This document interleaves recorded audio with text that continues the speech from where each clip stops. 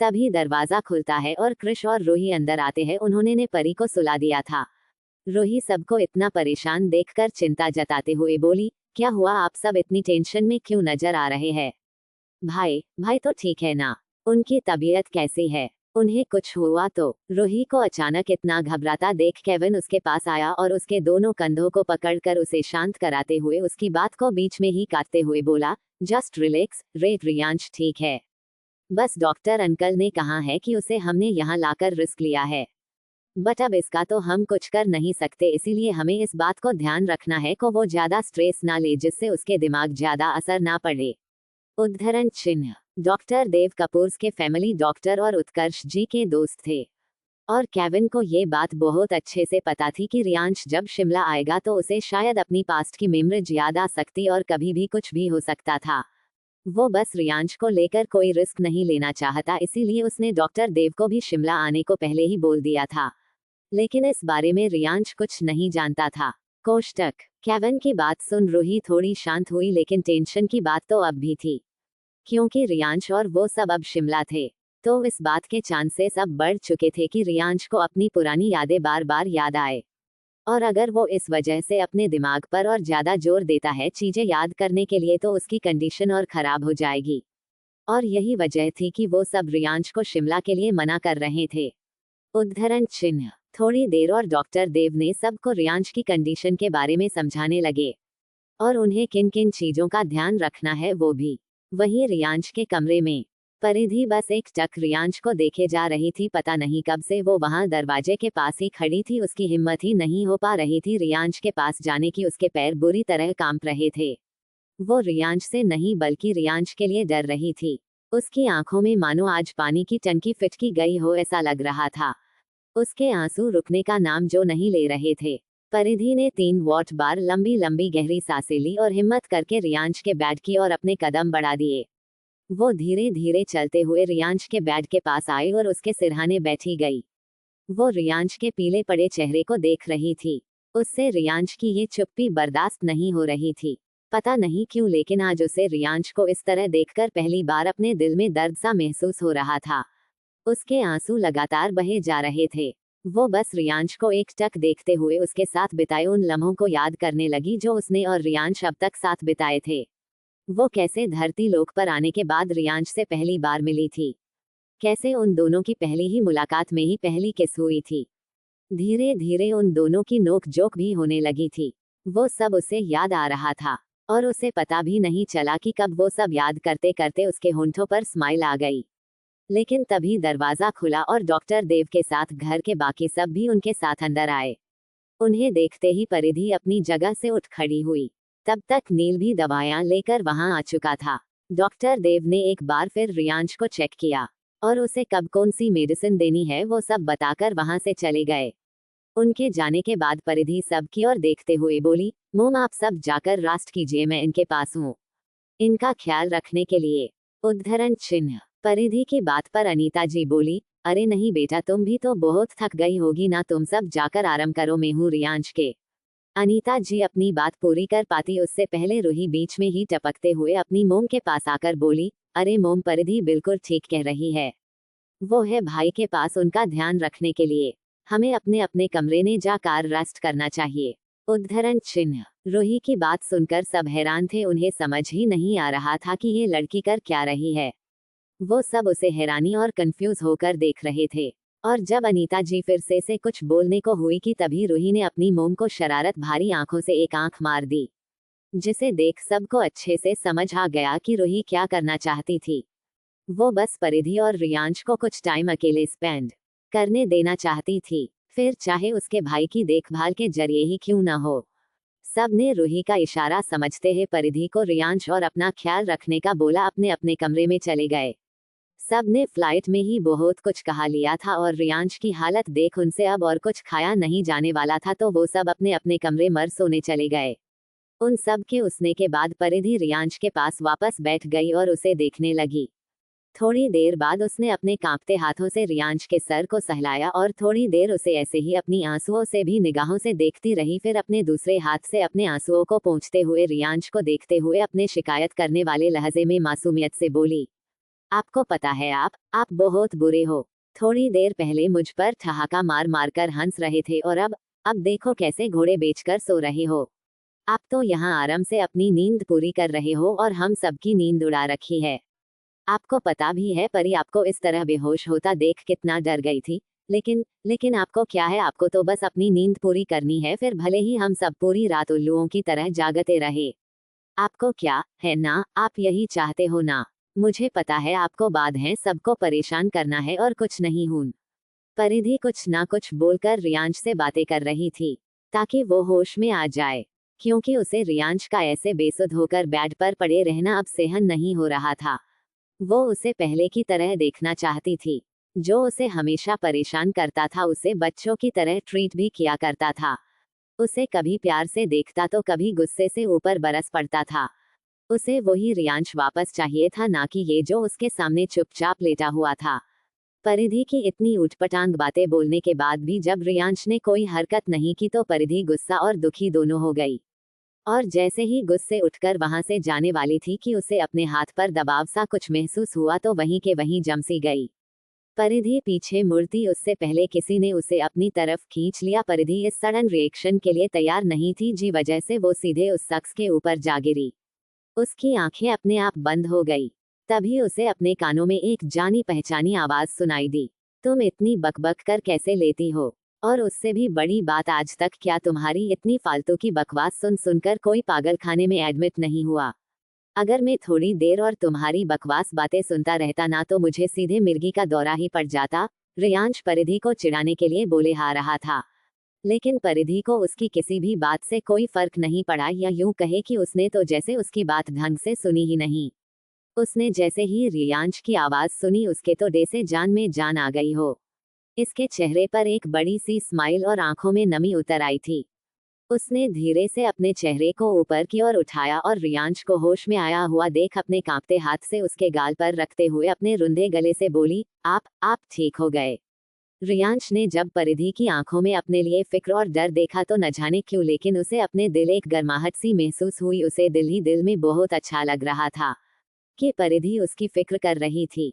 उसने परिधि के उस हाथ को अपने हाथ से पकड़ते हुए अपने सीने तक लाकर उसकी आंखों में प्यार से देखते हुए बोला, मैं ठीक हूँ, लेकिन तुम यहाँ क्या कर रही हो, वो भी इतनी रात को? रियांश ने वॉल क्लॉक को देखते हुए थोड़ा परेशान होते हुए परिधि से पूछा, क्योंकि इस वक्त रात के 2:30 बज रहे थे और जहां तक उसे पर था तो वो जब भी परिधि के पास सोने के लिए उसके कमरे में जाता था तो परिधि ज्यादा से ज्यादा 11 बजे तक सो जाती थी, और वो भी इतनी गहरी नींद में कि उसे आज तक पता ही नहीं चला कि रियांश रात में उसके रूम में आता था और उसे अपनी बाहों में भरकर ही उसे नींद आती थी।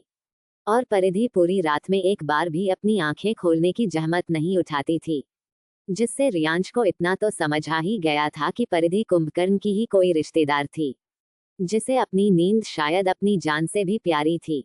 लेकिन आज ऐसा कौन सा भूत उसके अंदर घुस गया जो वो इतनी रात तक उसके बेहोश होने पर भी वो उसके साथ नॉन स्टॉप बातें कम बकवास बातें किए जा रही थी, लेकिन उसके बावजूद भी उसकी आंखों में नींद का नामो निशान नहीं था। रियांश का सवाल सुन परिधि ऐसे ही उसके ऊपर लेटे हुए ही दुखी होते हुए बोली, आपकी तबीयत ठीक नहीं थी ना, तो मैंने ही मोम से कहकर यहाँ रुकने का सोचा ताकि मैं आपका ख्याल रख सकूं। बोलते हुए उसे वापस से रियांश का चीखते हुए अचानक बेहोश होना याद आ गया और उसकी आंखों में फिर से नमी उतर आई, जिसे देख रियांश थोड़ा घबराते हुए बोला, क्या हुआ, तुम ऐसे क्यों रही हो? उद्धरण चिन्ह। परिधि रियांश को जवाब देने के बजाय रोते हुए उसके सीने पर अपना सर रख देती है और उसे ऐसे ही हग कर लेती है और रोते हुए बोली, आपको पता है आपको बेहोश देख मेरी क्या हालत हो गई थी? मैं कितना डर गई थी, मुझे लगा मैंने आपको खो दिया। अगर आपको कुछ हो जाता तो? परिधि बोलते बोलते रुक गई। वो लगातार रोए जा रही थी।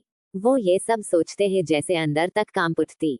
उसे खुद भी नहीं पता था कि वो जिस रियांश से दूर भागती थी, जिसके पास आने पर भी उसे चिढ़ होती थी, जिसे वो हमेशा कोसती थी, उसे न जाने उसने कितने नामों से नवाजा था, आज वो ही रियांश उसके लिए इतना इम्पोर्टेंट बन जाएगा कि उसे खोने के नाम से भी वो इतना डर जाएगी। रियांश ने भी उसे उसकी कमर से पकड़कर अपनी बाहों में भर लिया था। उसे नहीं पता था कि वो भी अब परिधि के लिए इतना मायने रखने लगेगा। उसे उस बात की खुशी तो थी, लेकिन वो परिधि को ऐसे राइट हुए नहीं देख सकता था। इसीलिए वो उसका ध्यान भटकाने के इरादे से बोला, अब मुझसे ऐसे ही सांप की तरह लिपटी रहोगी या मेरे लिए कुछ खाने को भी लाओगी? मुझे बहुत तेज भूख लगी है। ऐसा लगा रहा है जैसे 1000 चूहे मेरे पेट में बैडमिंटन खेल रहे हो। रियांश ने कहते हुए बिल्कुल बच्चों की तरह फेस बना लिया, जिसे देख परिधि की हंसी छूट गई और वो ऐसे ही हंसते हुए बोली, तो आप ये बात सीधे सीधे भी तो बोल सकते थे ना, इतनी नोटंकी करने की क्या जरूरत थी? बोलते हुए परिधि रियांश के ऊपर से उठ खड़ी हुई और बोली, मैं आपके लिए खाना लेकर आती हूँ, तब तक आप रास्ट करो, ओके? इतना कह परिधि जैसे ही जाने वाली थी कि रियांश को कुछ याद आया और उसने परिधि का हाथ पकड़ लिया। परिधि उसकी और सवालिया नजरों से देखने लगी, जैसे पूछना चाह रही हो कि क्या हुआ। रियांश थोड़ा परेशान होते हुए बोला, परी परी तो ठीक है ना? आई मीन जब मैं बेहोश हो गया था तो वो भी वहां ही थी, तो कहीं वो डरना। परिधि रियांश की बात को बीच में ही काटते हुए बोली, आप परी की चिंता मत कीजिए, वो अब ठीक है। हाँ, पहले वो बहुत रोई थी आपको ऐसे देखकर, लेकिन अब वो ठीक है और उसे खाना खिलाकर रूही ने अपने ही कमरे में सुला दिया है। उद्धरण चिन्ह। परिधि की बात सुन रियांश ने फाइनली राहत की सांस ली और परिधि उसके लिए खाना लेने कमरे से बाहर चली गई।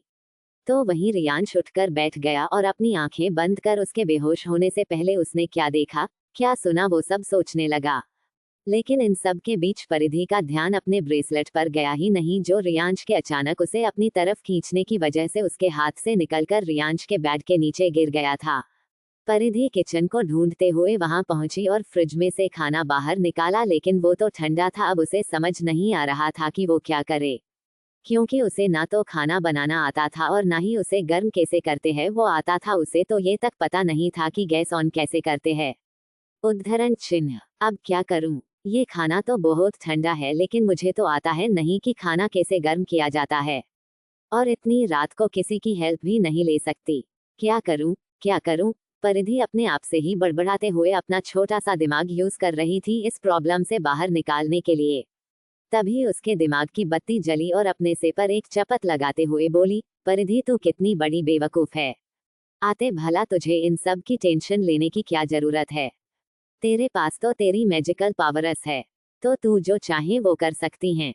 बोलते हुए उसके चेहरे पर एक बड़ी सी स्माइल आ गई और उसने अपनी आंखें बंद की और कुछ मंत्र बोले और खाने के बाउल्स पर चुटकी बजा दी।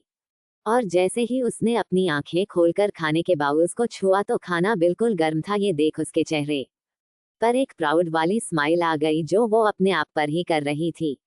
परिधि में खाने की प्लेट सजाई और लेकर वापस रियश के पास चली गई और उसे अपने हाथों से खाना खिलाने के बाद उसे उसकी मेडिसिन दी जो डॉक्टर ने उसे देने को कहा था। और वो जैसे ही कमरे से बाहर जाने वाली थी कि रियांश उसे रोकते हुए बोला, प्लीज क्या तुम आज रात मेरे पास रुक सकती हो?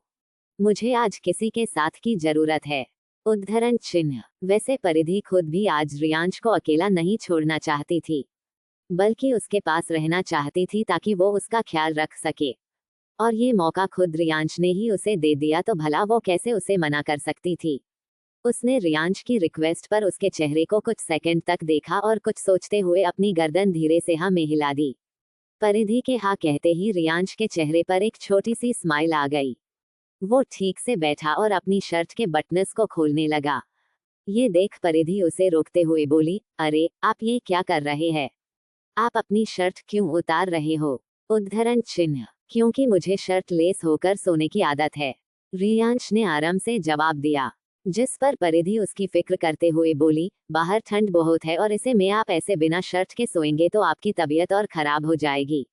उद्धरण चिन्ह। रियांश परिधि को समझाते हुए बोला, डोंट वरी, तुम खामखा टेंशन ले रही हो। ठंड बाहर है, कमरे में नहीं, क्योंकि रूम में हीटर ऑन है। अब ज्यादा अपने उस छोटे से दिमाग पर जोर मत दो और आकर मेरी इस शर्ट को निकालने में हेल्प करो।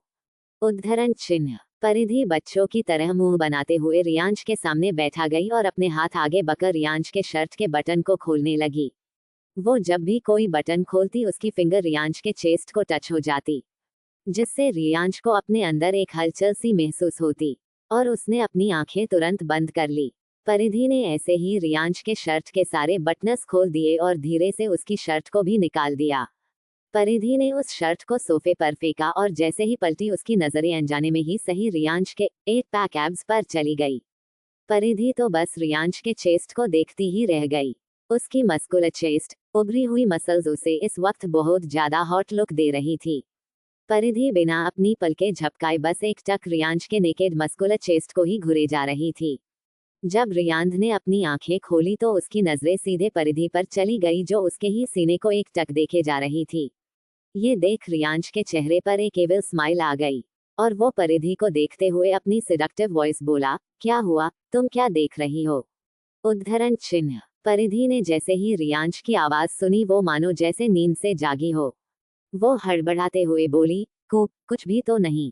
कहते हुए वो रियांश से अपनी नजरें चुराने लगी, जिस पर रियांश उस पर तंज कसते हुए बोला, ओ रियली, फिर तुम मेरे चेस्ट को क्यों घुरे जा रही थी?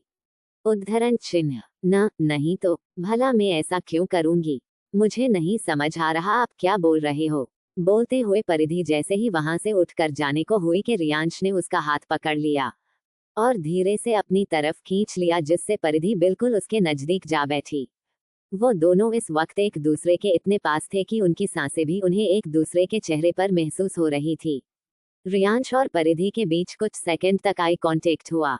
फिर रियांश धीरे से अपने एक हाथ से परिधि के चेहरे पर आ रहे बालों को उसके कान के पीछे किया और उसकी आंखों में देखते हुए अपनी उसी सिडक्टिव वॉइस में बोला, लेकिन तुम तो मेरे चेस्ट को घुरे जा रही थी ना, मैंने खुद देखा था तुम्हें ऐसे करते हुए, और अब तुम इस बात से इनकार कर रही हो। उद्धरण चिन्ह। परिधि को समझ ही नहीं आ रहा था कि वो अब क्या कहे। एक तो रियांश उसके इतने करीब था कि उसकी दिल की धड़कनें किसी रोलर कोस्टर से भी ज्यादा फास्ट भाग रही थी। ऊपर से रियांश का उसे अपनी इतनी अट्रैक्टिव वॉइस में सीधे सीधे सवाल पूछ लेना उसकी दिल की धड़कनों को और बढ़ाने का काम कर रहा था। वो अपने दिमाग के घोड़े दौड़ाने लगी ताकि वो इस एम्बैरस से सिचुएशन से बाहर निकल सके, लेकिन इससे पहले कि वो अपने इस छोटे से दिमाग का यूज कर पाती कि तभी उसे रियांश की आवाज अपने कानों में सुनाई दी, क्या तुम इसे छूना चाहती हो? बोलते हुए रियांश ने परिधि का हाथ पकड़ा और उसे अपने दिल पर रख दिया, इससे पहले कि परिधि उसकी बात को समझ पाती या रिएक्ट कर पाती। उसका हाथ रियांश नेकेड चेस्ट पर था। ये देख वो चिहुन उठी, उसे रियांश के दिल की तेज धड़कने साफ साफ महसूस हो रही थी। वैसे तो वो खुद भी रियांश की मस्कुलर चेस्ट के एब्स को छूना चाहती थी, लेकिन उसकी इतनी हिम्मत ही नहीं हुई। और अब जब ये काम खुद रियांश ने है कर दिया था तो उसे अब समझ नहीं आ रहा था कि वो जैसे रिएक्ट करे। ऊपर से उसका दिल भी मानो उसके मुंह को आने को बेकरार था। उद्धरण चिन्ह। परिधि रियांश को मुंह फाड़े हैरानी से बस देखे जा रही थी। वहीं रियांश की आंखें भी सिर्फ परिधि पर ही जमी हुई थी। वो तो जैसे परिधि की आंखों में खो सा गया था। परिधि को धीरे धीरे रियांश के दिल की धड़कनें और तेज होती हुई महसूस होती है और उसका ध्यान उस ओर जाता है।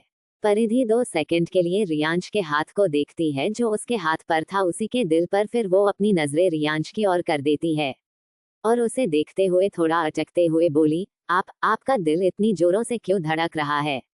उद्धरण चिन्ह। परिधि के सवाल पूछने पर रियांश का ध्यान भी टूटता है, लेकिन वो फिर भी अपनी उसी सेडिक्टिव वॉइस बोला, तुम्हारी वजह से ही तो वो इतनी तेजी से धड़क रहा है।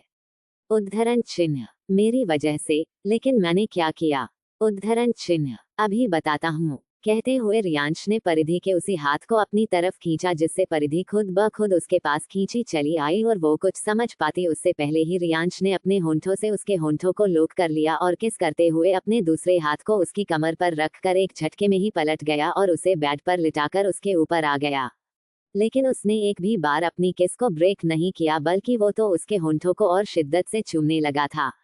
परिधि तो बस हैरानी से अपनी काली गहरी आंखें बड़ी बड़ी करके रियांश के हैंडसम चेहरे को देखे जा रही थी जो उसे है अपनी हल्की नीली नशीली आंखों से देख रहा था। परिधि को आज रियांश की आंखों में कुछ अजीब सा नजर आ रहा था। जो आंखें हमेशा सर्द और कठोर रहती थी, उसने आज दुनिया जहां की मासूमियत और अनकहे जज्बात नजर आ रहे थे जो परिधि के उस छोटे से दिमाग के परे थे।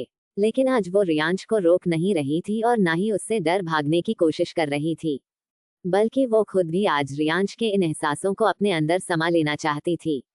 उसे खुद भी समझ नहीं आ रहा था कि उसे हो क्या रहा है, लेकिन आज उसका दिल रियांश से दूर बिल्कुल नहीं जाना चाहता था। इसीलिए वो जो करना चाहता था वो उसे करने दे रही थी।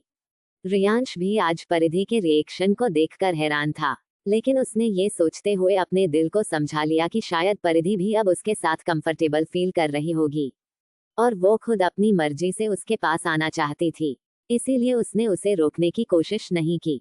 रियांश का एक हाथ परिधि के सर के पीछे था तो दूसरा हाथ उसके क्रॉप टॉप के अंदर उसके पेट को सहला रहा था। वो परिधि के होंठों को दीवानगी के साथ चूमे जा रहा था।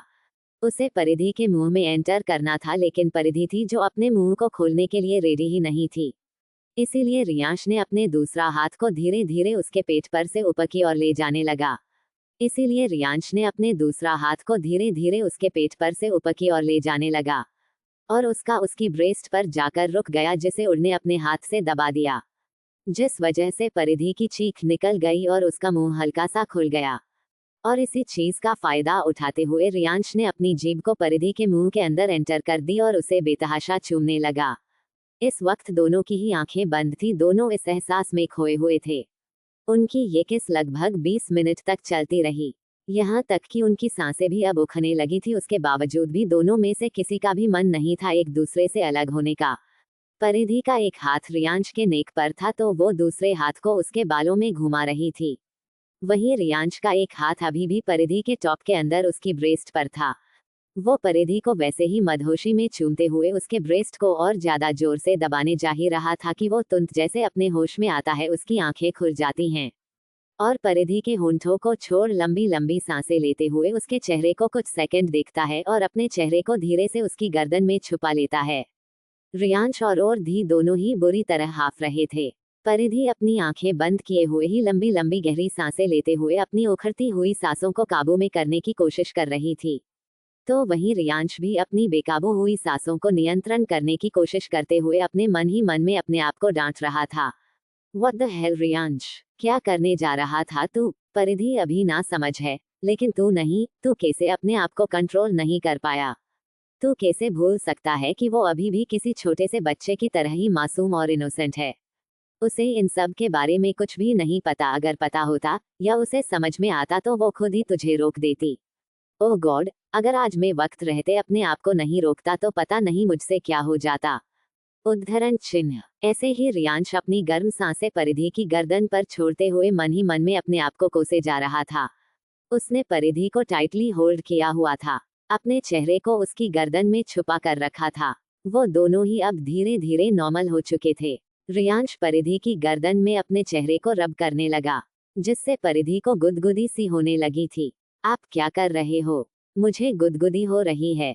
छोड़िए ना, परिधि ने अपनी गर्दन को थोड़ा हिलाकर स्माइल करते हुए कहा, जिस पर रियांश ने उसकी गर्दन पर अपने होंठ रख उसे चूमते हुए बोला, रियली तुम्हें गुदगुदी होती है? बोलते रियांश को एक शरारत सूझी और उसने परिधि की गर्दन पर अपने चेहरे को फिर से धीरे धीरे प्यार से रब करने लगा, जिस पर परिधि हंसते हुए लगभग उछल ही पड़ी और उसने जैसे ही अपनी बॉडी को थोड़ा ऊपर की ओर उठाया वैसे ही वो रियांश की मस्कुलर बॉडी से टच हो गई, क्योंकि वो अभी भी उसके ऊपर जो सवार था। रियांश ने ये चीज एक्सपेक्ट नहीं की थी। उसने जो थोड़ी देर पहले अपने आप को अपने अंदर के इमोशंस को कंट्रोल कर लिया था, वो अब फिर से जागने लगे थे। उसे समझ नहीं आ रहा था कि वो इस लड़की का क्या करे। रियांश को अपनी बॉडी किसी आग की भट्ठी की तरह गर्म होती हुई महसूस हो रही थी, लेकिन वो अपने अंदर लगी इस आग को शांत करने के लिए परिधि के साथ कुछ गलत नहीं कर सकता था, जिसे सोच सोच कर वो मन ही मन में झल्ला रहा था, लेकिन बेचारा कह भी नहीं सकता था। उसने कुछ सोचा और एक झटके से बेड से नीचे उतर गया और बिना एक भी बार परिधि की ओर देखे सीधे वॉशरूम में घुस गया और दरवाजा अंदर से लॉक कर दिया। परिधि अपना सर खुजलाते हुए उठकर बैठ गई और अपने आप से ही बड़बड़ाते हुए वॉशरूम के बंद दरवाजे की ओर देखते हुए बोली, अब इन्हें क्या हो गया? ये तो ऐसे वॉशरूम में भागे जैसे कोई भूत देख लिया हो। भूत? कहीं इस कमरे में सचमुच में कोई भूत तो नहीं? फिर थोड़ी सी हिम्मत जुटाते हुए बोली, मैं क्यों डर रही हूँ? भला मुझे कोई भूत कैसे डरा सकता है? और अगर किसी भूत ने मुझे डराने की कोशिश भी की तो मैं उसे अपनी शक्तियों से ही मार दूंगी। हाँ, यही सही है। भला वो मेरे सामने और मेरी शक्तियों के सामने कब तक टिक सकता है? उद्धरण चिन्ह। परिधि ऐसे ही खुद से बड़बड़ाते हुए अपने आप को समझाने की कोशिश कर रही थी, लेकिन फिर भी उसके चेहरे पर डर के भाव नजर आ रहे थे। उसके बावजूद भी वो अपने आप को सांत्वना दे रही थी और कभी कभार वॉशरूम के डोर की ओर भी देख लेती। वहीं रियांश शर्ट लेस होकर शावर के नीचे खड़ा था। तकरीबन आधे घंटे ठंडे पानी से शावर लेने के बाद वो वापस कमरे में दाखिल हुआ। उसने सिर्फ एक ट्राउजर पहना था और अपनी आदत से मजबूर ऊपर बिना कुछ पहने शर्टलेस होकर वो अपने बालों को टॉवल से पोंछते हुए परिधि के पास आया और टॉवल साइड में रख वापस बेड पर बैठ गया।